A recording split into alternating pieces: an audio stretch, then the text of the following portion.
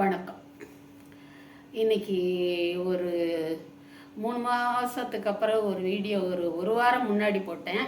இப்போ மறுபடி ஒரு வாரம் கழித்து போட்டேன். போடுறேன். ஏன்னா அந்த ஒரு வாரம் நான் வந்து ஹாஸ்பிட்டலில் இருந்தேன், அட்மிட் ஆகி இருந்தேன். இப்போ வந்து ஒரு வார்த்தை சொல்கிறோம் அடிக்கடி நம்ம என்ன எதையோ தேடி ஓடிக்கிட்டே இருக்கிறோம் அப்படின்னு சொல்லிட்டு. இன்னைக்குன்னு இல்லை, எல்லா காலங்கள்லையும் பொருள் தேடி ஓடுனது உண்டு. பழமொழி சொல்லுவாங்க, திரைக்கடல் ஓடியும் திரவியம் தேடு அப்படின்னு சொல்லி. அப்போனா அதில் என்ன தப்பு இருக்குது? ஆனால் வந்து இப்போ வந்து ரொம்ப பாஸ்ட். சாப்பாடு கூட செய்ய முடியாமல் வாங்கி சாப்பிட்ற சூழ்நிலையில் நம்ம இருக்கிறோம். இது என்னன்னா,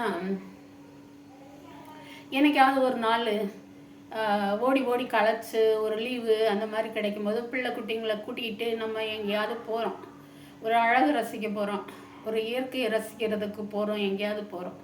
ஆனால் அங்கே கூட ஒரு உத்தரவாதம் இல்லை. இயற்கை அந்த அளவுக்கு நம்ம மேலே கோபமாக இருக்குது. நம்ம அந்த அளவுக்கு அதை பாழ்படுத்தி இருக்கிறோம். அந்த காலத்தில் வந்து பண்படுத்தினாங்க, அந்த காலத்தில் பாழ்படுத்தி இருக்கிறோம்.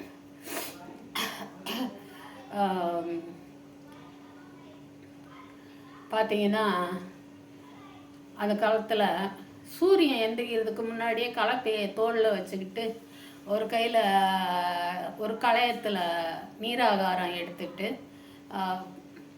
விவசாயி வந்து பொருள் தேடித்தான் வயலை நோக்கி போனார். ஆக யாருமே வந்து பைசாவுக்காக தேடுதலையில் தொடராமல் இல்லை. அது இந்த காலத்தில் கொஞ்சம் பாஸ்டாகி நம்ம பாஸ்டாக காலாவதி ஆகிட்டு இருக்கிறோம், அவ்வளோதான். நான் நிறைய வீடியோவில் சொல்லியிருக்கிறேன், இதை சாப்பிட்டாக்கா இந்த செல்களை காப்பாற்றும், இந்த செல்களை அழிக்கும், இந்த மாதிரி சொல்லி. அது கடைசியில் எனக்கே வந்து முடிஞ்சிருக்குது. வந்து ஒரு கொஞ்சம் கடுமையான நோயில் மாட்டியிருக்கிறேன் நான். அது ஒன்றுமே என்னால் வேலை எதுவுமே செய்ய முடியல, வீடியோ போட முடியல. டாப்லெட் வடிவில் கீமோதெரபி எடுத்துகிட்ருக்கிறேன். டாப்லெட் வடிவத்தில் கீமோதெரபி எடுத்துகிட்ருக்கிறேன். இப்போ தான் எடுக்க ஆரம்பிச்சிருக்கிறேன். அதுக்கே என்னால் ஒன்றும் முடியல. போக போக எப்படி இருக்கும்னு தெரியல, பழகிருமா இல்லை ஏன்னு தெரியல. இன்றைக்கி வந்து எனக்காக பையன் வந்து ஏதாவது சமைக்கிறேன்னு சொல்லியிருக்கு. நேற்று வரைக்கும் ஹோட்டலில் சாப்பிட்டோம். இன்றைக்கி மட்டும் ஏதாவது சமைக்கிறேன்னு சொல்லியிருக்கு, பார்க்கலான்னு இருக்கேன். சாப்பிட நாக்கெல்லாம் நல்ல டேஸ்ட்டாக இருக்குது, ஆனால் வயிறு பசிக்கிற மாதிரியே இல்லை. ஏதோ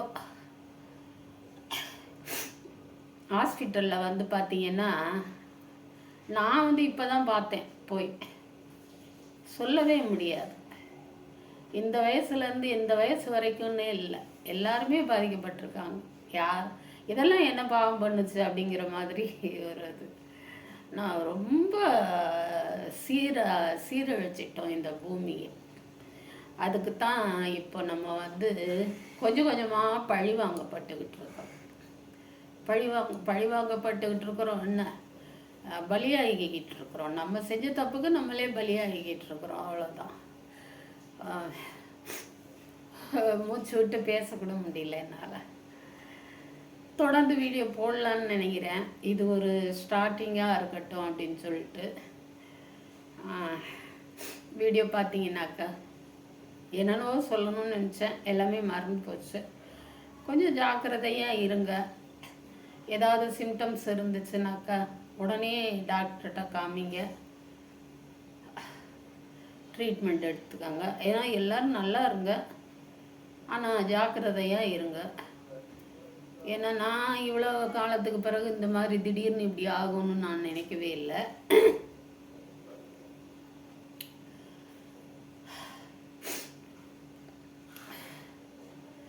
அடுத்த வீடியோவிலேருந்து ஏதாவது உருப்படியாக செய்கிற மாதிரி இருக்கிறேன். கொஞ்சம் சப்போர்ட் பண்ணி தூக்கி விடுங்க.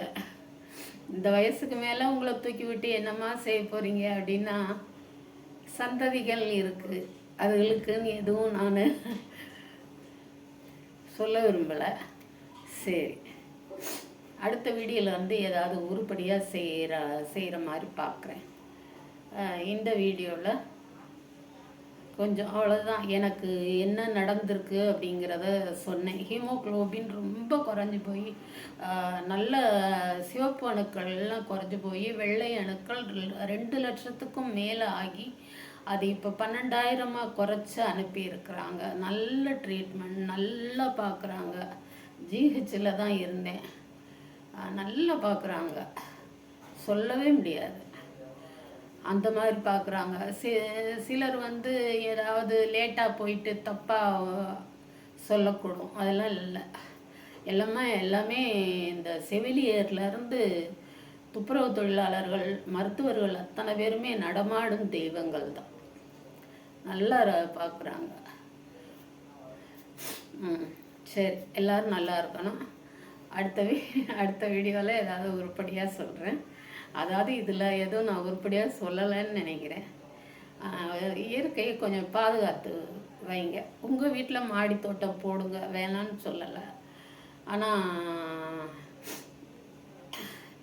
மற்ற இடங்களை ஒரு தெருவை மாசுபடுத்தாமல் இருக்கணும். நம்ம ஒரு குப்பை அது அப்படி விட்டெறிஞ்சிடுறது, எத்தனையோ சொல்கிறாங்க மக்கும் குப்பை மக்காத குப்பை, அதெல்லாம் யாரும் பிரித்து வைக்கிறதுக்கெல்லாம் அதில் ஒரு கவருக்குள்ளே போட்டு அடைச்சி அப்படியே மொத்தமாக கொண்டு போய் போட்டு யாரையும் என்னன்னு போங்க அப்படின்னு சொல்லிட்டு செஞ்சுக்கோங்கன்னு சொல்லிட்டு விட்டுடுறோம். நம்ம அதெல்லாம் ரொம்ப தப்பு. எதை அனுசரிக்கணுமோ அதெல்லாம் அனுசரித்தோம்னா நம்ம சந்ததிகள் நல்லா இருக்கும். அவ்வளோதான். நம்ம வந்து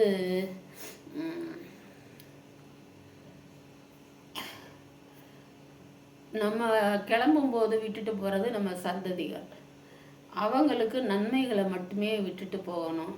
அதனால் வந்து